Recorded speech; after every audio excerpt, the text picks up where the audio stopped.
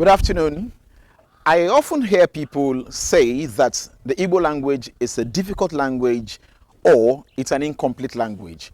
Well, the first part of the question, is Igbo a difficult language? I think it's relative. If you compare it to the Hausa language, I might say yes, Igbo is relatively more difficult because in Hausa language, one word will usually mean one thing, whereas in Igbo language, one word can mean 2 or 3 different things depending on how you pronounce it. So you could say aqua, aqua, aqua, meaning which can mean egg, can mean cloth, can mean bed, can even mean to weep. Ibakwa.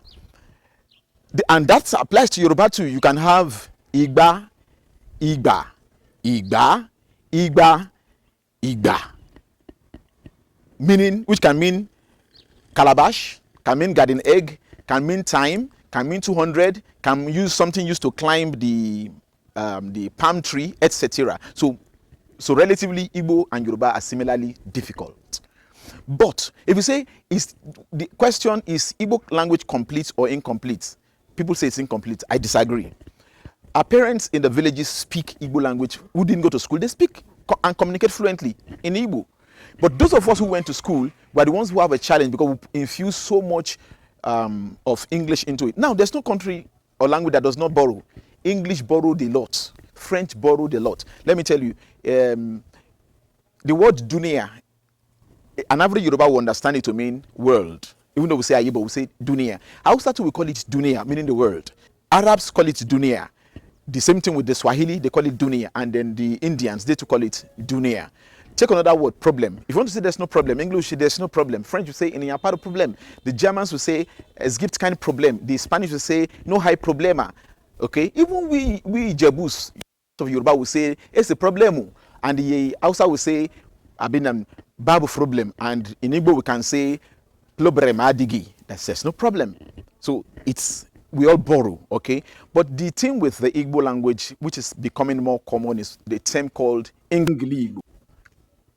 That is where a situation whereby we mix in too much of English into our Igbo language. Let me illustrate. In Igbo language, if you want to say that he jumped, Owulelu, generally the Igbo man will say, oh jump or I jump. If you want to say that it is fine, I mean, do you like it? The average Igbo man today would like to say that, like, real like. If you want to say that is it balanced, instead of saying that odabara daba, is this suiting, you hear people say obalanceri a balance. So for instance, if you wanted to say in Igbo language, did you hit him? Instead of saying itirihe, you could say that he hit a hit. You understand? A slap, a slap. So those are things you can say and then you go with it. So if you look at it in that context, is Igbo language difficult? It's not difficult. If Igbo is permitted. Him na kowa hana ekwu na asụsụ Igbo eju onwe etumadu gosi so asụsụ Igbo neti ya bekee n'ime ya, but asị m na ihe a ọ bụ eziokwu ọ washi mmanyị na mpaghị nke ochie ole otu asụsụ ndị na-agaghị ụlọ akwụkwọ ọkwa ha na-asụ Igbo sụ ya nke ọma onwe mkpụrụ okwu bekee ha na-eti n'ime ya ị ga-aghọtakwa ha. Ma ihe mere n'ugwu taa maka too much of education anyị nwere, anyị sụọ Igbo anyị tikwa bekee n'ime ya, anyị na-akpọ ya ngili Igbo. Eche m na ihe ọ dabaghị.